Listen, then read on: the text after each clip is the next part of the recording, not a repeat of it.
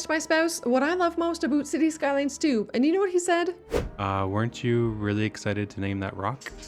And you know what, gang? It's a valid point. I know this was sort of a thing with the first City Skylines game as well, but City Skylines 2 kicked it up a notch. You can rename trees, bushes, rocks, people, households, families, pets, roads, vehicles, including the industry ones, buildings, castles, you name it, and, well, you can name it. This is just cheeky fun. It brings the lighthearted fun back from the original game and elevates it a bit with small details like how renaming a road also changes the name of the road on buildings and in chirps that mention the road. And you know what are meant to be cheeky fun sometimes? Video games. We've got one thing I love about City Skylines 2 down and 10 more to go, and the last one might just turn out to be a hot take. So let's get 2 easy checkmarks off our list. I am enamored with the development points mechanic. It could have gone sideways if Colossal Order had decided not to let us unlock everything, but I really think they handled it right by giving access to the full development tree by the time we've reached the last milestone. Now, the whole point is we choose our path to that end open point, giving the game replayability without the cost of restricting access to certain parts of the game. It feels like a casual introduction to the concept of skill trees or research trees. I've always considered City Skylines to be a gateway game between casual players who are just dipping their toes into the management genre through to more complex games like Stellaris or Civ. And the introduction of XP with a development tree in this sequel emphasizes that concept.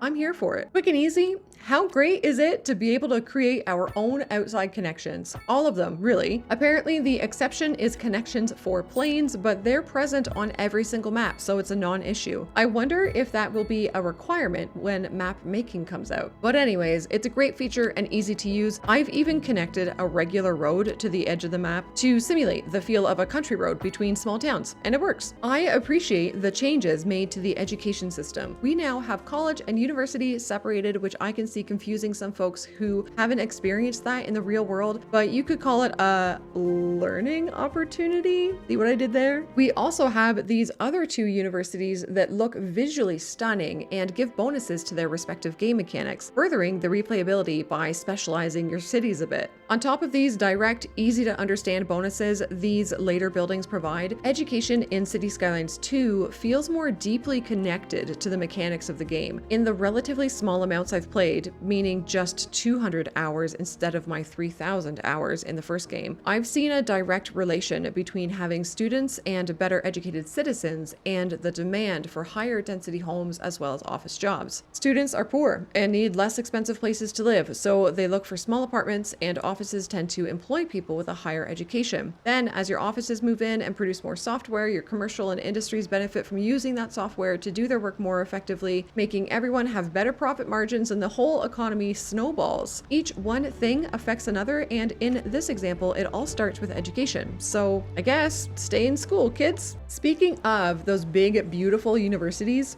gang, this game has a bunch of big, beautiful buildings, and the scale in general is wonderful. I may be in the minority with this, but City Skylines 1 was my first city builder, so my only experience with the scale of buildings in a game like this is City Skylines 1, and looking back, I now understand it was a bit off. Here in City Skylines 2, things are big, as they should be. Love parking my camera at the bottom of these buildings and looking up, then bringing my camera up and looking at them from above, then panning around and, looking at them. Now, instead of looking, can we take a moment to listen? Folks, I'm going to stop chatting away, and I need you to not leave the video immediately. Trust me, it's worth it.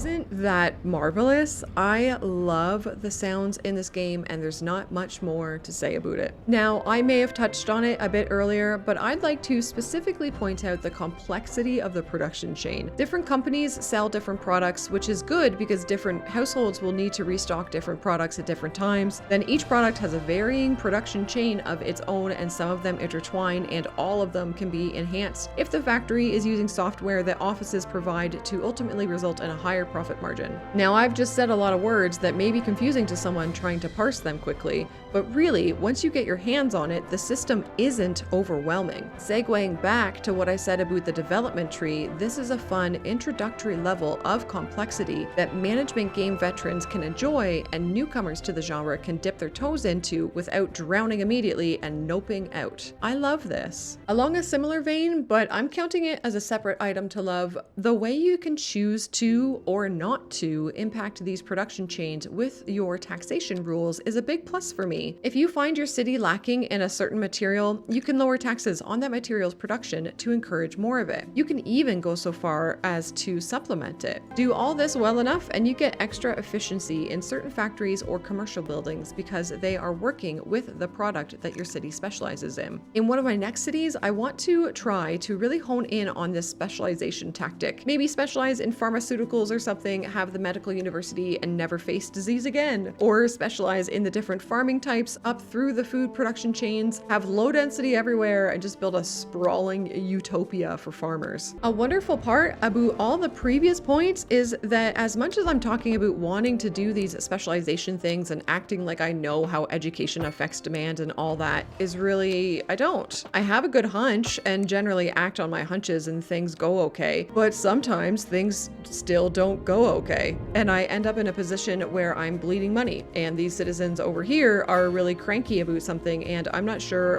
what the best way to tackle it is. It seems like, so far at least, there isn't a simple, clean, meta way to play the game like how in City Skylines 1, we just set our taxes to 12% and service budgets at 100% and everything pretty well always leveled out. In City Skylines 2, there's still some challenge and nuance, and man, that makes me happy. Maybe that isn't for everyone, but it sure as sure is for me.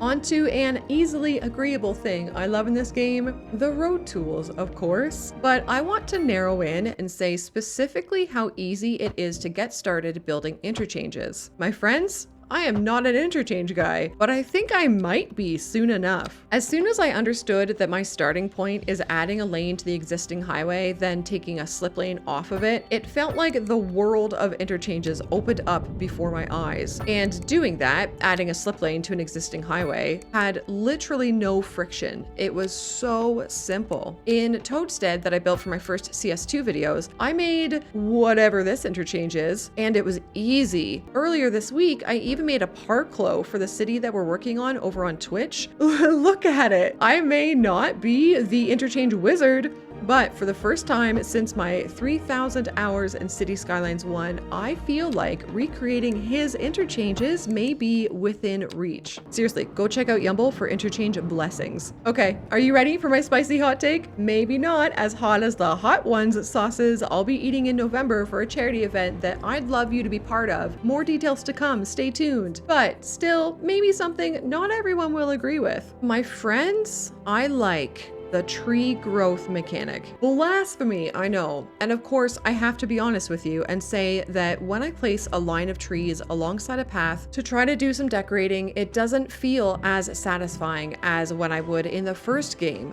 But here's what I've learned over the last 200 hours of gameplay. When those trees do grow up and come into their full state, that satisfaction is way more worth it. Especially now that they've programmed in autumn colors to the trees, holy moly. Looking out over a city during autumn and seeing either the naturally clumped forests you've painted or the meticulously placed trees and bushes along paths or roads or buildings or whatever, after waiting all that in-game time, bliss. It's a wonderful feeling. And I guess it brings depth to the forestry mechanic, which I'm sure is what the devs were focusing on. But gang, I'm gonna focus on this view right here. The sequel to our adored City Skylines releases tomorrow, and I hope hope you love it as much as I do. Remember, like the advanced game mechanics in City Skylines 2, one simple act of kindness can spark a chain reaction.